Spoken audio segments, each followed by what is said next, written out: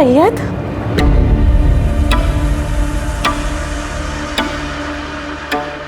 सैयद तुम आ गए? तो पकड़ो। नहीं, प्लीज अंदर। प्लीज बोलो, प्लीज मुझे बाहर आने प्लीज।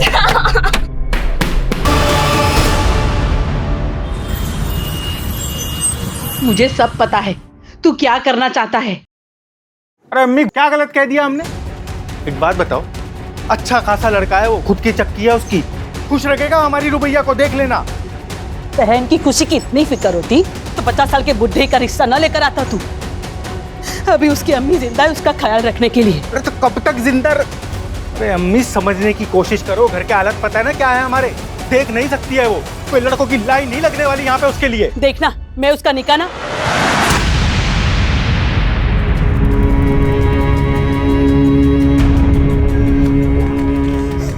भाईजान, आप बिल्कुल चिंता ना करें,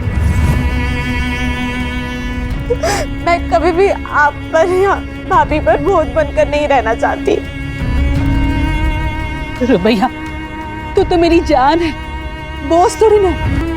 ऐसे जबरदस्ती निकाह नहीं करवाऊंगी मैं। देखना मेरी गुड़िया का निकाह नेक, ईमानदार, फरमाबरदार लड़के से करवाऊंगी मैं। हाँ अम्मी, क्यों नहीं?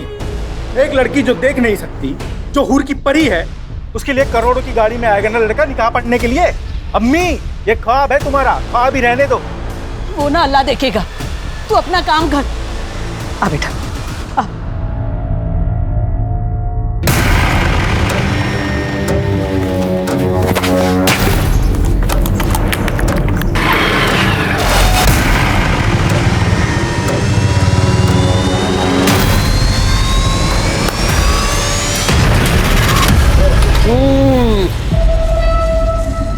अरे होने वाले साले साहब, मसला कहाँ तक पहुंचा? आमिर भाई, बात ऐसी है कि अम्मी और रुबैया से बात की, लेकिन उन्होंने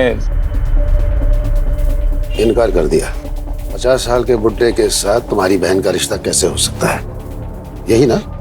ये तुम लोगों ने अच्छा नहीं किया यूनुस। आमिर भाई, ऐसा है कि आप खामखामे नाराज हो रहे हैं। मैंने अपनी तरफ से पूरी कोशिश की जितनी कर सकता था। मैं अपनी बहन के साथ आपका जबरदस्ती निकाह नहीं पढ़वा सकता। चलता हूँ मैं।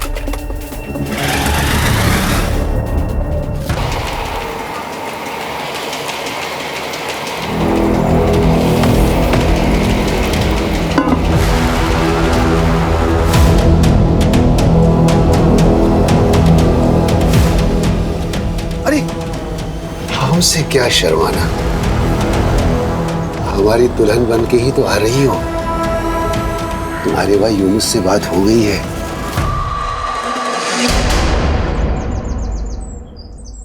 गुलरेज, कितना सुनना पड़ा हमको तुम्हारी वजह से, पता है? तो ऐसा काम करता ही क्यों है कि सुनना पड़े? गुलरेज, आ गई बुढ़िया। ए गुलरेज। अरे खानम, आओ आओ। सलाम अलैकुम। वालेकुम अस्सलाम, आओ बैठो।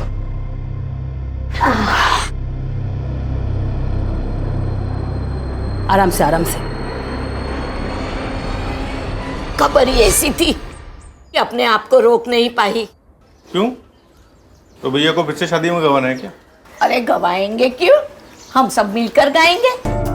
ऐसा रिश्ता लेकर आई हूँ कि मना ही नहीं कर पाओगे तुम लोग। लड़का कौन है, क्या करता है और रिश्ता कहाँ से आया है वो तो बोलो खानम। अरे हजरतगंज के बहुत अमीर खानदानी लोग हैं। हाँ? उनका छोटा बेटा है सैयद, 35 साल का। पिछले साल उसकी बीवी का इंतकाल हो गया किसी बीमारी की वजह से। खैर बड़ी मुश्किल से वो फिर से शादी के लिए माना है, और मैंने अपनी रुबैया के बारे में सब बता दिया है कि बचपन में एक हादसे में उसकी आंखें चली गई है। उन्हें कोई एतराज तो नहीं है ना कि रुबैया देख नहीं सकती? ना ना मेरी जान, उन लोगों को कोई इतराज नहीं है।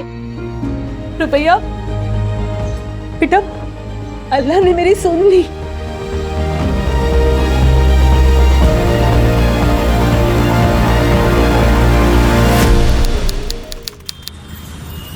सैयद अमीन इब्न तौफीक अमीन, आपका निकाह रुबैया शेख बिनते फैज शेख से टिक्का राइजुल वक्त 51,000 में तय पाया है। क्या आपको कबूल है? जी कबूल है। भाई कबूल है, मुबारक हो। मुबारक हो, मुबारक हो बेटा, मुबारक हो। रुबैया शेख बिनते फैज़ आपका निकाह सैयद अमीन इब्ने तौफीक अमीन से सिक्का राइजुल वक्त 51,000 में तय पाया है। क्या आपको कबूल है? जी कबूल। भाई कबूल है। मुबारक हो, मुबारक हो, मुबारक हो।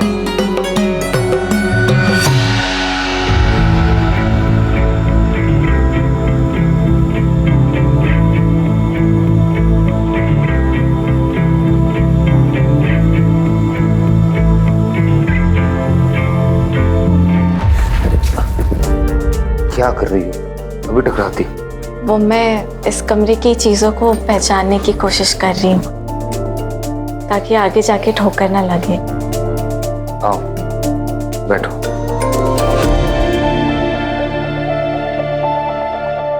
फंक्शन वगैरह से ना बहुत थक गए हो, नींद भी बहुत आ रही है।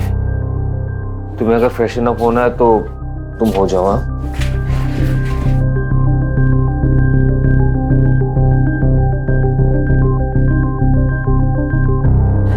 आपसे एक बात पूछूं? आपको सच में कोई एतराज तो नहीं है ना कि मुझे दिखाई नहीं देता?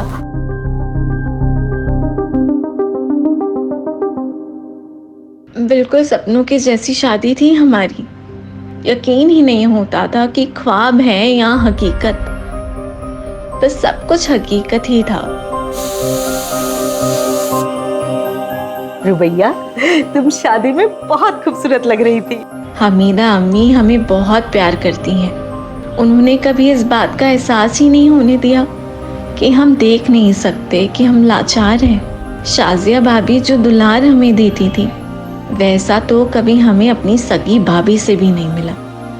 अब्बू और जमील भाईजान वैसे तो हमसे ज़्यादा बात नहीं करते, पर खाने की टेबल पर चुटकुले सुनाकर हमेशा हमें हंसाने की कोशिश करते हैं। लेकिन इन सब में सबसे ज़्यादा प्यार और दुलार हमें अब्दुल मामू से मिलता है। जब भी आते हैं मेरे लिए गुड़ की बर्फी ज़रूर लाते हैं। हमारे शौहर सैयद एक नेकदिल इंसान है, कम बोलते हैं, पर मेरे लिए उनकी मोहब्बत हमें महसूस होती है। कुछ दिनों से शायद परेशान जान पड़ते हैं।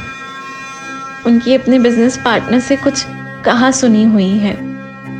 अल्लाह से बस यही दुआ है कि सब ठीक हो जाए।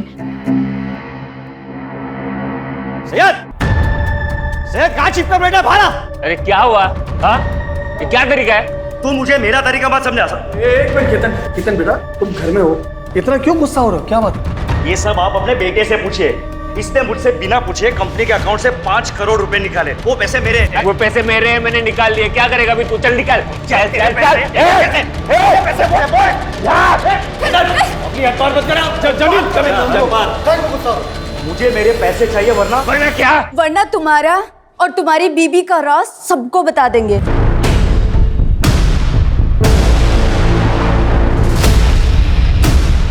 कौन सा सच और क्या बोल रही हैं ये?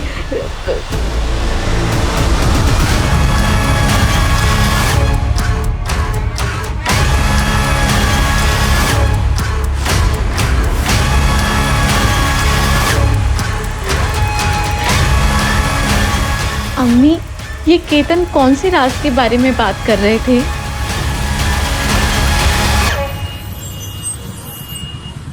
हाँ मित्र। अच्छा वहां भी नहीं है। अच्छा एक काम करना अमित, अगर सैयद तुम्हारे यहाँ आता है या तुम्हारी बात होती है उससे तो तुम फौरन हमें बताना। हाँ अब्बू, अमित के यहाँ भी नहीं है। ऐसे कहाँ जा सकते हैं? केतन से ना झगड़ा होने के बाद से उनका मूड बहुत खराब था।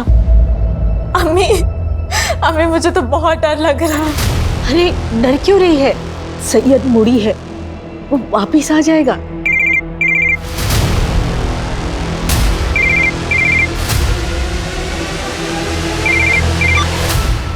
हेलो साहब मैं दामोदर साहब, फैक्ट्री का वॉचमैन। सैयद साहब यहाँ पे खून में लथपथ पड़े साहब। क्या? ए साहब सैयद साहब ये देखिए साहब, ये देखिए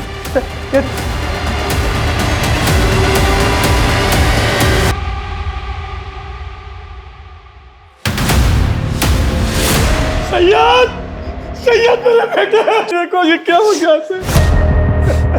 अब संभालिए। बॉडी पे कोई स्ट्रगल के निशान तो नहीं है। हथियार दिल के आर पार है। एक ही झटके में ढेर कर दिया। ये केतन और दीना नहीं मेरे बेटे को मारा है साहब, उन दोनों ने ही मारा है।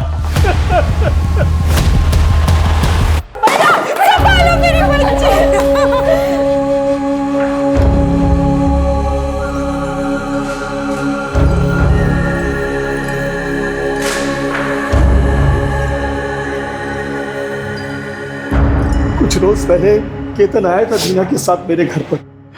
उसने सैयद को धमकी दी थी कि अगर सैयद ने उसके पैसे वापस नहीं किए तो पता नहीं सैयद का कौन सा राज खोल देगा वो। मुझे मेरे पैसे चाहिए वरना क्या? वरना तुम्हारा और तुम्हारी बीबी का राज सबको बता देंगे। किस राज की बात कर रहा था? हमें कुछ समझ ही नहीं आया।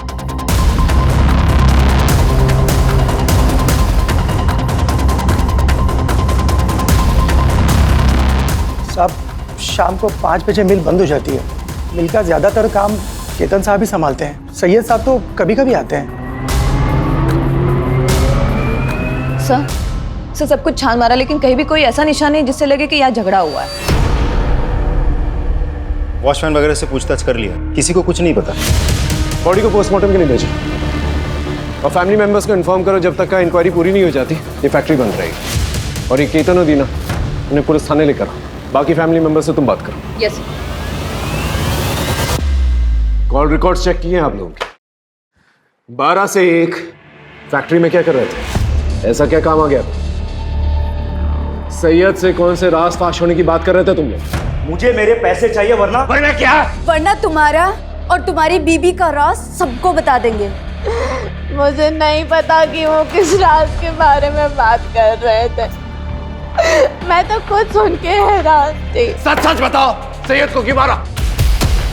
सर हमने सैयद को नहीं मारा। हाँ हम दोनों फैक्ट्री गए थे, कुछ काम था, लेकिन जब हम दोनों पुलिस को ये बात बताना जरूरी नहीं समझा तुमने? सर हम डर गए थे क्योंकि सैयद के साथ सुबह ही हमारा झगड़ा हुआ था, तो लोगों को यही लगता कि हम दोनों ने ही कुछ किया है।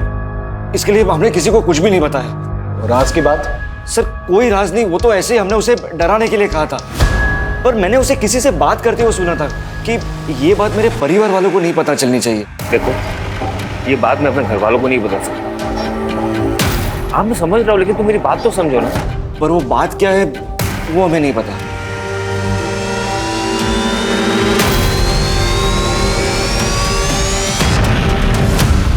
सैयद का फोन रात के 8 बजे बंद हुआ था लालगंज एरिया के आसपास, और सैयद के ऑटोप्सी रिपोर्ट के मुताबिक उसका खून हुआ रात के 9 बजे के आसपास। लेकिन सर केतन और दीना तो रात के 12 बजे आए थे फैक्ट्री में। सर ऐसा भी तो हो सकता है मारा कहीं और हो और बॉडी डंप करने यहाँ फैक्ट्री में आए हो। इतनी बड़ी बेवकूफ़ी वो नहीं कर सकते क्योंकि वो जानते हैं अगर बॉडी मिल में मिलेगी तो सबसे पहले पूछताछ होनी चाहिए। लेकिन सर मुझे ये समझ में नहीं आ रहा है कि सैयद के बारे में केतन ऐसा क्या जानता है जो हमसे शेयर नहीं करना चाह रहा। एक काम करो अंकिता, रुबैया से जाके दोबारा पूछताछ करो, हो सकता है कोई इन्फॉर्मेशन निकले। Okay sir. अम्मी, अम्मी कहाँ है आप? अब्दुल मामू, शाजिया भाभी, हमें आपको कुछ बताना है, आप यकीन नहीं करेंगे। क्या हुआ रुबैया? जल्दी आए। क्या हुआ बेटा? अम्मी, सैयद जिंदा है। वो कल रात मुझसे मिलने आए थे। ऐसी बातें करके क्यों हमारा दिल जलाना चाहती हो रुबैया? रुबैया की बातों पर ध्यान मत दो, वो अभी होश में है। नहीं अबू मैं सच कह रही हूँ, सैयद जिंदा है। वो कल रात को मुझसे मिलने आए थे। हाँ बेटी, हाँ बच्ची समझ रहा हूँ मैं। तुझसे बहुत प्यार करती थी, इसीलिए तुझे ऐसा लग रहा है। नहीं, आप लोग मेरे बात का यकीन क्यों नहीं कर रहे? सैयद जिंदा है, मैं सच कह रही हूँ, मेरे सैयद जिंदा है। ना ही मैं झूठ बोल रही हूँ, ना ही मैं पागल हूँ मैडम, मेरे सैयद जिंदा है। वो रात को मुझसे मिलने आए थे और देखना आज भी आएंगे। आपको जल्दी मेरी बातों पे यकीन हो जाएगा, मेरे सैयद जिंदा है। अब मैं इसे कैसे यकीन दिलाऊं कि इसका सैयद अब इस दुनिया में नहीं। देखिए, मैं समझ सकती हूँ कि पति के जाने का इन पर गहरा असर हुआ है। आप जल्दी इन्हें अच्छे से थेरेपिस्ट को दिखाइए। सैयद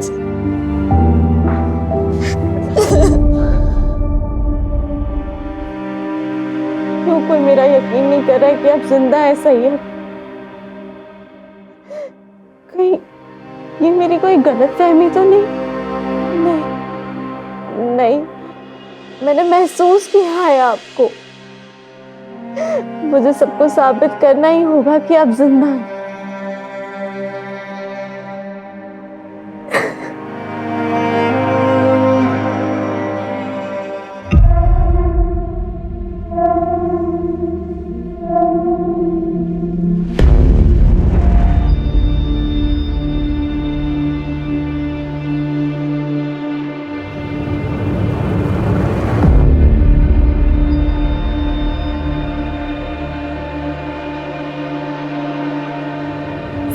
सैयद,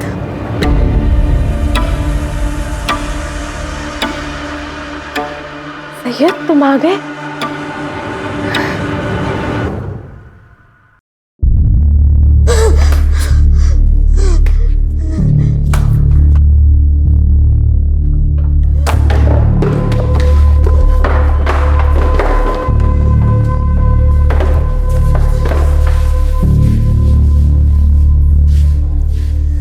अम्मी समझा करो, हमको घर बेचना ही पड़ेगा।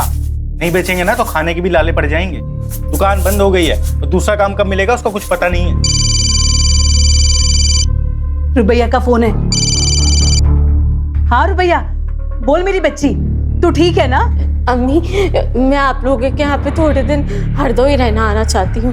यूनुस भाई को कहिए ना कि मुझे लेने आएंगे। हम नहीं जाएंगे, लखनऊ से वापस आने में पूरा दिन चला जाता है हमारा। कोई बात नहीं, मैं खुद ही आ जाऊंगी। आप उस यूनुस भाई को कहिए ना कि मुझे बस स्टॉप पे लेने आ जाए। मैं 10 बजे की बस पे बैठ के ना 12:30 बजे तक पहुंच जाऊंगी।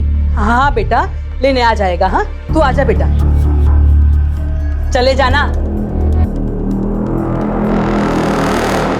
ऐसे अचानक जाना है तुम्हें? क्या हुआ?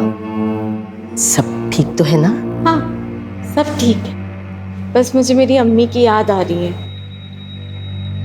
मैं समझ सकती हूँ, अब्दुल मामू अभी आने ही वाले होंगे, वो तुम्हें छोड़ देंगे। नहीं, आप टेंशन ना लें। मैंने भाभी से कहकर कैब बुक करा दी है। मैं खुद ही चली जाऊंगी।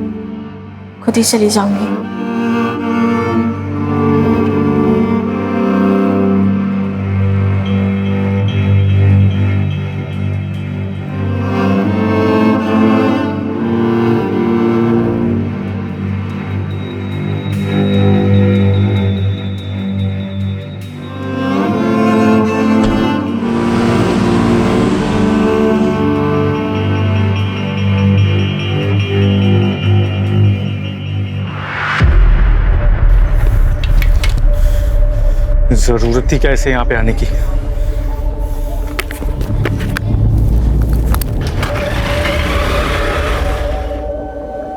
आ जाओ हरदोई।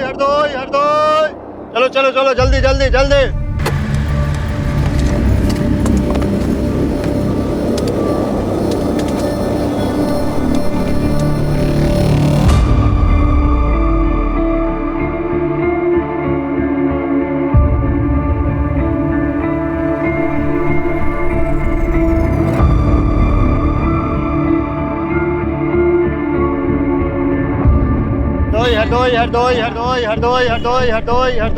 हरदोई। कहाँ जाएंगे मैम? ये बस हरदोई जाएगी। हाँ जी आइए।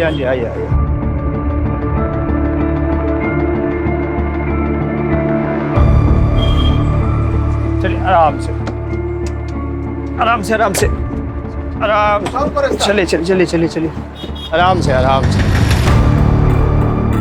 एक सेकंड, आगे आइए, यहाँ बैठिए। हाँ चलिए अंदर की तरफ।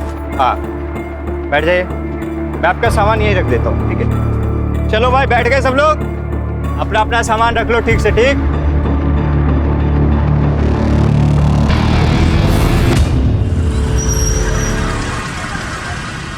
हाँ हाँ, आदाब गुलरेज बहन। रुबैया पहुंची क्या? हम लोग बहुत देर से कोशिश कर रहे हैं, उसका फोन बंद आ रहा है। मैंने यूनुस को भेजा है बस स्टॉप पे लेने के लिए, लेकिन उसे भी काफी वक्त हो गया है।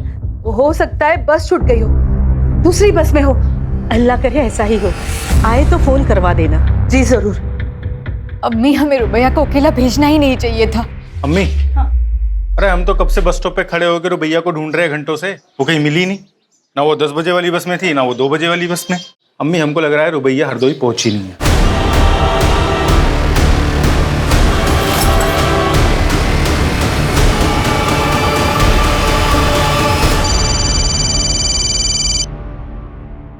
हाँ बोलो। क्या?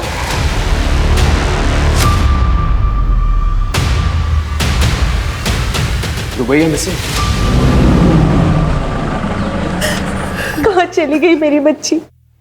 पता नहीं क्यों उसे यकीन था कि सैयद जिंदा है और वो उसे रात में मिलने आता है। मुझे लगता है कि शायद इसीलिए मेरे पास आना चाहती थी, ताकि उसके ससुराल वाले को ये ना लगे कि उसकी दिमागी हालत ठीक नहीं है। हमने कभी उसे ये सब नहीं कहा। अच्छा, एक बात बताइए, सैयद और रुबैया के आपसी रिश्ते कैसे थे? मेरा मतलब है, उन दोनों में सब कुछ ठीक ठाक चल रहा था? सर, दोनों के बीच के रिश्ते बड़े अजीब थे। सैयद रुबैया से हमेशा एक दूरी बनाए रखता था, कभी बात भी नहीं करता था उससे। पर रुबैया हमेशा कहती थी कि कमरे में वो बड़े प्यार से रहता है। सर, मुझे ये बात बड़ी अजीब लगती थी।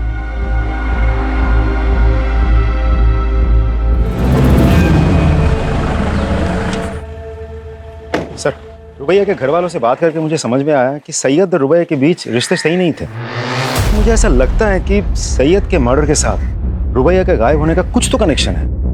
एक काम करो, रुबैया के कैब बुक करने से लेके बस स्टॉप पहुंचने तक उसके सारे फुटस्टेप्स ट्रैक करो, उसके call records, cab details, everything. Sir, एक और बात, रुबैया के गायब होने के बाद हरदोई से सिर्फ उसकी माँ आई थी, साथ में भाई यूनुस नहीं था। बहन गायब है और भाई को फिक्र तक नहीं। उठा के लेके आओ सब। यूनुस शेख, तो तुम्हें पूरा यकीन है हरदोई स्टेशन गए थे अपनी बहन रुबैया को लेने के लिए?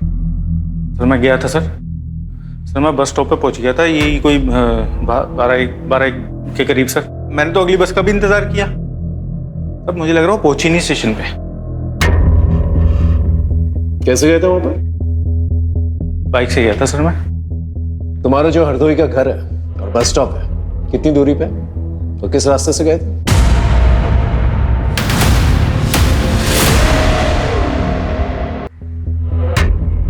दूरी तो सर यही कोई 10 किलोमीटर की दूरी पे है सर।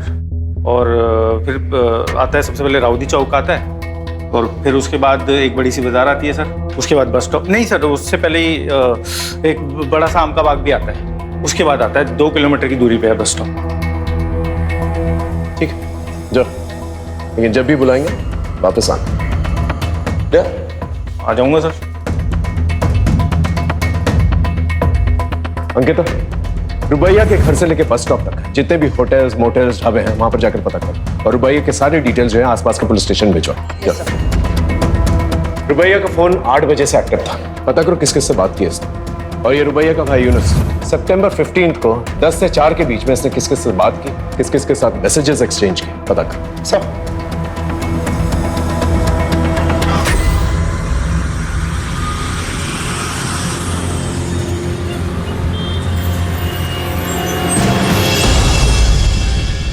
रुबैया को छोड़ने के 3 दिन के बाद तू काम पर लौटा है। आता 3 दिन तक। और रुबैया कहां पर है?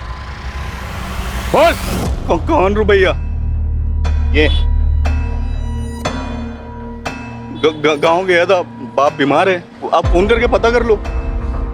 और रही इस लड़की की बात, मैंने उसको बस में छोड़ा, वो बस में बैठी और मैं वहां से चला गया। तूने उसे बस में बैठते हुए देखा था? साहब, मैडम को दिखाई नहीं देता था, इसलिए वहां पे तब तक मैं रुका रहा जब तक वो बस में बैठ नहीं गई। वो खिड़की की तरफ बैठी थी। लेकिन साहब, आप लोग मुझसे क्यों पूछ रहे हैं ये सब? मैंने कुछ नहीं किया। हो सकता है तू कुछ नहीं जानता, लेकिन रुबैया तब से गायब हुई है जब से तेरी गाड़ी में बैठी है। सर, इसके बाद भी मेरी बुकिंग थी, आप चेक कर लीजिए। जब तक का ये केस सॉल्व नहीं हो जाता ना, तेरी ये गाड़ी जो है ना हमारी कस्टडी में रहेगी। जा, और शहर छोड़कर जाने की कोशिश मत करना। गाड़ी कस्टडी में। सर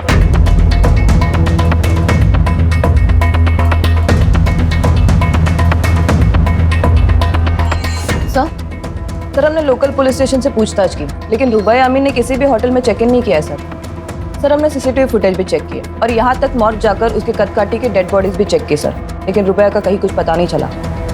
तो आखिर ये रुबैया हरदोई बस स्टॉप से गई कहाँ? चल मैं नहीं जाऊंगी। ऐसे कैसे नहीं जाएगी? चल, मैं इस गंदगी का हिस्सा कभी नहीं बनूंगी। चलो। कैसे नहीं बनेगी? कमल भाई, अबे चुप कर एक मिनट। हाँ लाला, इसको डराने से कुछ नहीं होगा। कहो तो इसको अपने तरीके से इसकी औकात दिखाता हूँ। लड़की को खरोच भी नहीं आनी चाहिए, कोई दूसरा तरीका ढूंढ। ठीक है लाला।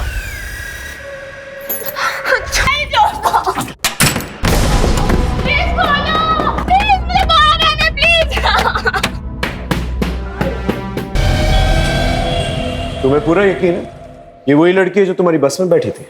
हाँ साहब, उस दिन यही लड़की बस में बैठी थी।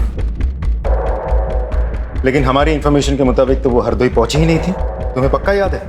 हाँ साहब, मुझे पूरा याद है साहब। वैसे आम पैसेंजरों का तो ध्यान नहीं रहता, लेकिन ये कुछ देख नहीं पाती थी।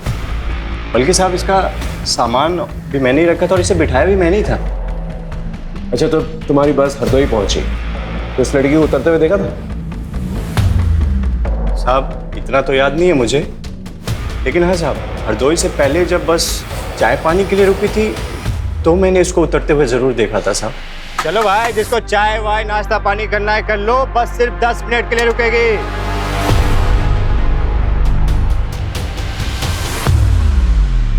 अच्छा, इस लड़की को दोबारा बस पे चढ़ते हुए देखा था आपने? हाँ सर, हमने देखा था।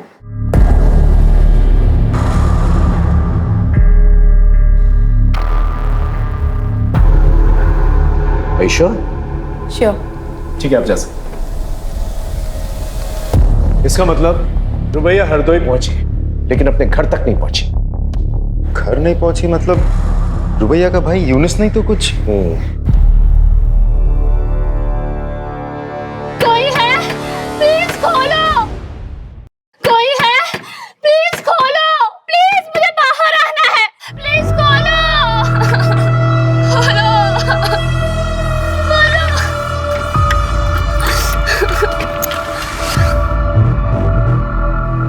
आज कस्टमर लेकर आ रहा हूँ, जरा से भी चालाकी करने की कोशिश की ना, तुम लोग जो बोलोगे वो मैं करूंगी। मेरी हालत की तरह मत करना प्लीज। तैयार करके लेके आ।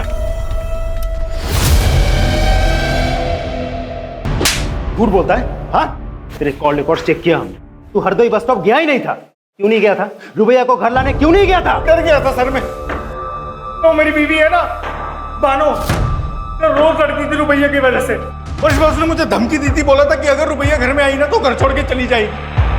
क्या करता सर मैं? नहीं गया फिर।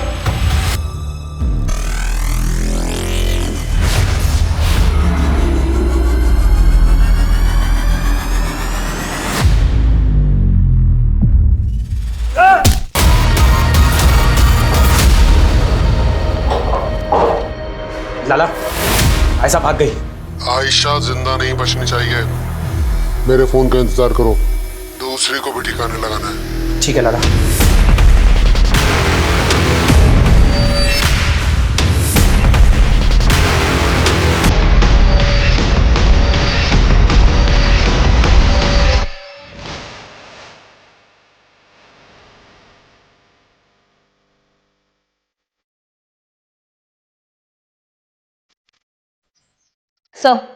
सर हमने रुबैया के ससुराल वाले की सीडीआर चेक की सर। उनमें से 15 सितंबर को सैयद का भाई जमील, उसकी लोकेशन रुबैया के लोकेशन से मैच हो रही है। राजीव, इस जमील को उठा के लेके आओ।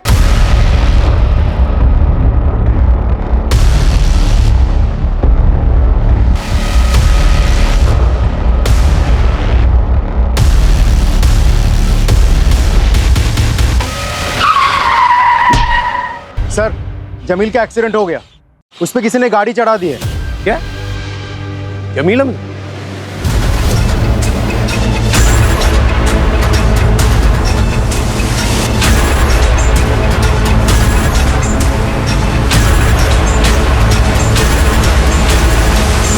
हमने तुम्हारे बैंक स्टेटमेंट्स चेक किए। तुमने बहुत सारे ट्रांजैक्शंस जो हैं बबल क्लब्स में किए। पहले हमें ये लगा कि शायद तुम हॉलिडे मनाने के लिए अपनी बीवी के साथ इस क्लब में जाते हैं, लेकिन जब हमने क्लब में फोन किया तो पता चला तुम वहां अपनी बीवी के साथ नहीं बल्कि सैयद के साथ वहां जाते थे। तो चल क्या रहा था तुम्हारा सैयद? हाँ देख सच बता दे। एक ही फैमिली के 3 मेंबर्स के साथ हादसा हुआ है, कोई भी झूठ बहुत भारी पड़ेगा तुझे। सर मैं बाइसेक्सुअल और सैयद गे था। हम दोनों एक दूसरे को डेट कर रहे थे और वो मुझे पैसे भी देता था। हम दोनों एक दूसरे के साथ बहुत खुश थे, लेकिन फिर पता नहीं एक दिन सैयद ने अचानक से आकर कहा कि वो दूसरी शादी कर रहा है और वो ये रिलेशनशिप को कंटिन्यू नहीं कर सकता। सर वो क्लब में अकेले जाने लगा, लोगों से मिलने लगा, उन्हें डेट करने लगा। सर उसने मुझे पैसे भी देना बंद कर दिया।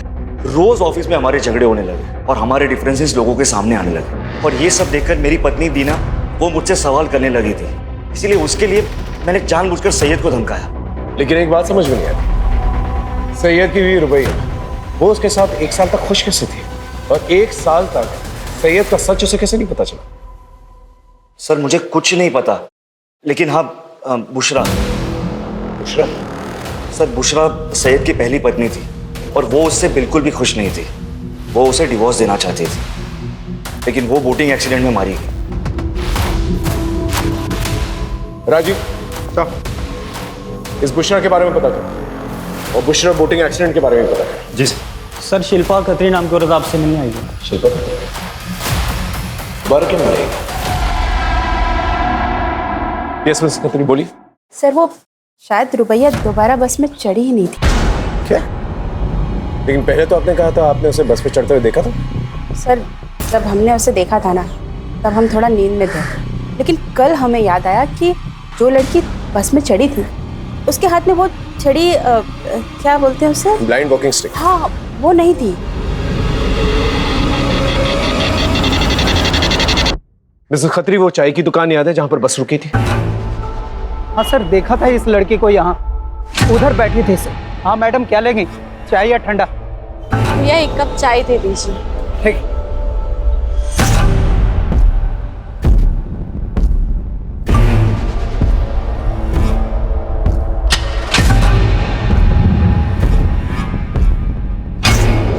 तो तुम कह रहे हो एक आदमी आया था उससे मिलने के लिए, फोन पे उससे बात करवाई और वो लड़की उसके साथ चली गई? जी सर। उस आदमी की शक्ल याद है?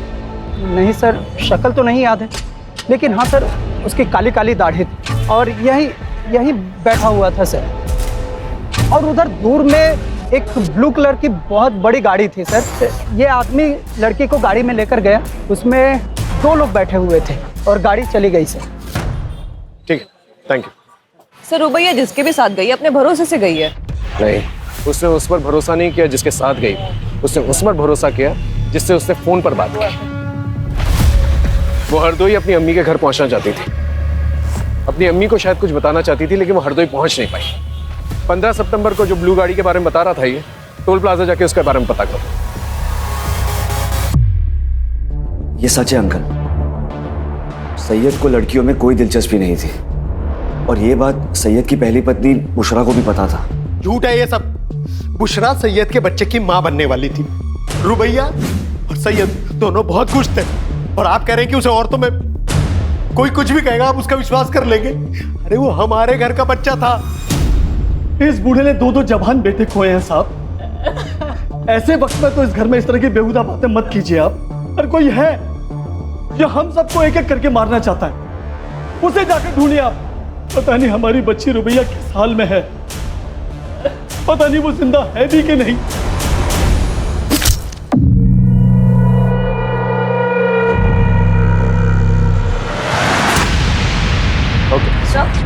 सूरजपुर के टोल प्लाजा का सीसीटीवी फुटेज आ गया और फ्रंट सीट पर बैठे 2 आदमियों का चेहरा दिख रहा है। कौन है ये लोग?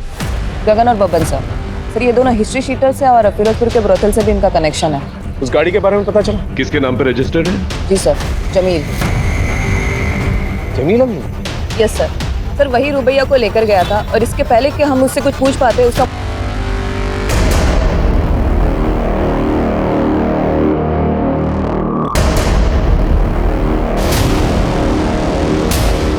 Hello police station. इसकी सांसें तो चल रही, इसको हॉस्पिटल लेके चलना होगा। एक और लाश।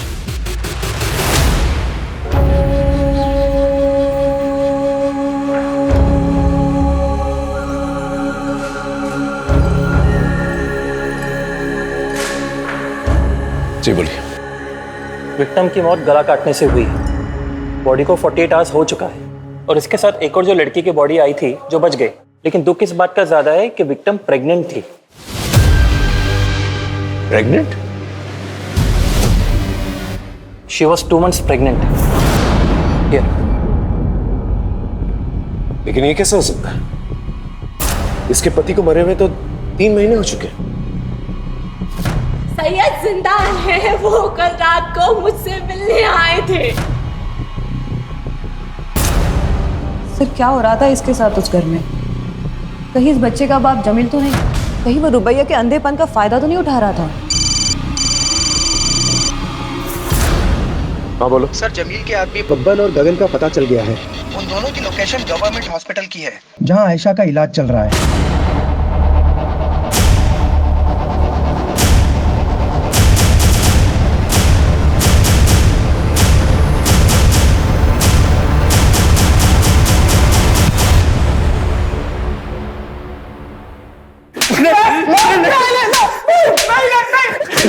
किसने कहा था उसे मारने के लिए? किसके कहने पे मारा? बोल। सर हम तो दल्ले सर, कोटे पे लड़कियों का सौदा करते। ऐसा वहां से भाग गई थी, बहुत साड़ी बनती थी सर। बोल। रही बात रुबैया की, रुबैया को जमील भाई लेकर आए थे, उन्होंने उसको पकड़ा सर, उन्होंने मारा होगा, हमने कुछ नहीं किया, यकीन कीजिए। कोठे पे ले जाकर क्यों? कोटा किसका है? कोठा किसका है? बोल। कोटा जमील भाई और लाला का है। लाला कौन? कौन लाला? कौन लाला? बोल। लाला यानी अब्दुल मामू का।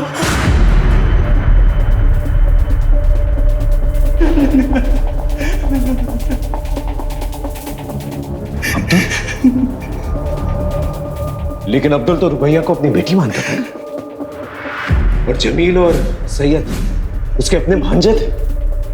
वो अपनी बहन के बच्चों के साथ ऐसा कैसे कर सकता है?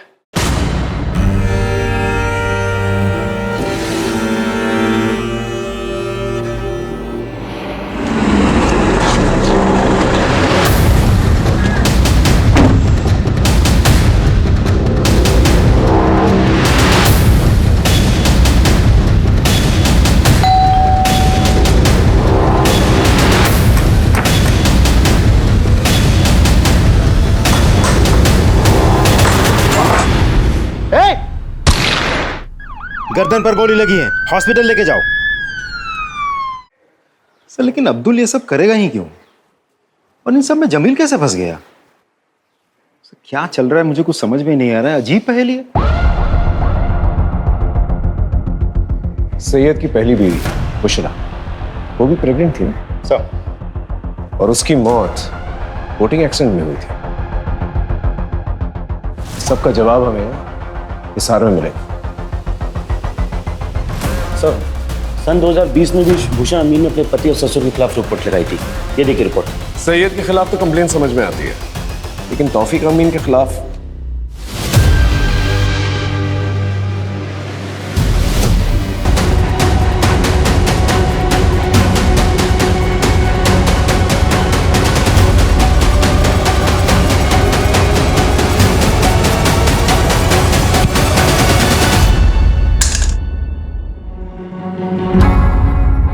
जमील, अब्दुल और हमीदा, तुम लोग तो सिर्फ प्यादे हो। असली वजीर तो आप। 2020 में सैयद की पहली बीवी बुशरा, वो उसे छोड़कर हरियाणा जा रही थी। वो प्रेग्नेंट थी। कैसे? मैं नहीं चाहता था कि हमारे परिवार की सच्चाई बाहर वालों को पता चले। हमारे अपने खून, हमारे अपने छोटे बेटे सैयद को लड़कियों में कोई दिलचस्पी नहीं है। मैं चाहता था कि वो एक अच्छी सी लड़की के साथ निकाह करके इज्जतदार जिंदगी बसर करे, इसलिए मैंने बुशरा के साथ उसका निकाह करवाया। लेकिन नहीं, सैयद का दिमाग नहीं बदला और एक दिन जिस बात का डर था वही हुआ। बुशरा को सच्चाई पता चल गई। उसने ठान लिया कि दुनिया को वो सच्चाई बता देगी। मैं कैसे होने देता ये सब? अबू मुझे मेरे भाई से बात करनी है, मैं घर चली जाऊंगी। अबू खुदा के लिए मुझे यहाँ से जाने दीजिए, ताकि तू हमारे खानदान का नाम बदनाम कर सके। पर मैं तेरा वो हाल करूंगा कि तुम यहाँ से जाने लायक नहीं रहेगी। चल चल चल। बुशरा चुपचाप सब कुछ सहती रही, लेकिन अचानक एक दिन वो भाग गई और वहां जाकर उसने मेरे और सैयद के खिलाफ पुलिस स्टेशन में रिपोर्ट लिखवा दी। इसलिए बुशरा को तो रास्ते से हटाना ही था। उसके बाद हम दोनों ने जैसे तैसे सैयद को दूसरे निकाह के लिए मनाया। रुबैया हमारे परिवार के लिए एकदम सही थी, वो देख नहीं सकती थी। सैयद रात को घर में होता नहीं था। हम सैयद का इत्र लगाकर रुबैया के कमरे में जाता था। रुबैया को कोई शक नहीं होता था, वो सिर्फ इतना पूछती थी, सैयद तुम आ गए? अपने परिवार को आगे बढ़ाने के लिए जो भी सही था वो मैंने किया। लेकिन अपने बेटे सैयद को क्यों मारा? एक दिन उसके दिमाग में भी फितूर चढ़ गया। आपको ये बात समझ में क्यों नहीं आती कि मुझे लड़कियां नहीं लड़के पसंद है, और इसमें कोई गलत बात नहीं है। देखो, आप उस लड़की के साथ जो करना चाहते हो आप करो, उससे निकाह करनी है, उसके साथ सोना है, उसके साथ घूमने फिरना जाना है, जो करना है करो, लेकिन मुझे अपनी सच्चाई के साथ जीना है और मैं अपनी सच्चाई सबको बता के रहूंगा। सिंपल है। और मैंने अब्दुल से सैयद को मरवा दिया।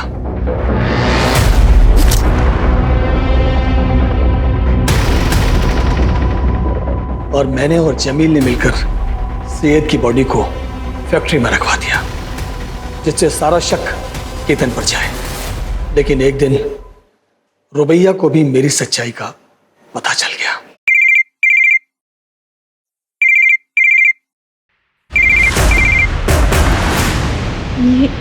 ये रिंगटोन तो अब्बू की फोन की है।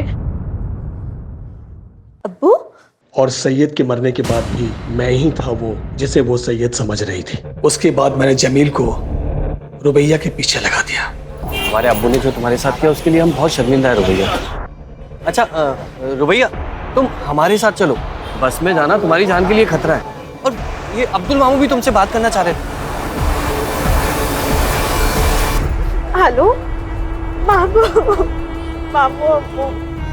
अब बेटा, तौफीक ने तुम्हारे साथ इतनी जलील हरकत की मुझे पता चल गया है। तुम एक काम करो, जमील के साथ यहाँ चली आओ। ठीक है। और अब्दुल से कहा कि रुबैया को भी मार दो।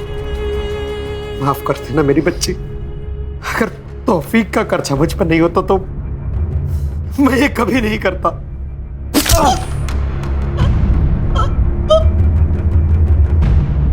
मैंने जो कुछ भी किया अपने खानदान की इज्जत बचाने के लिए किया।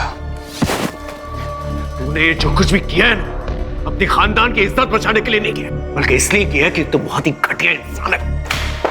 अपने बेटे की दोनों बीवियों का रेप किया है और मर्डर किया तूने। अब अपनी ये इज्जत लेकर सारी जिंदगी ना जेल में सड़ना।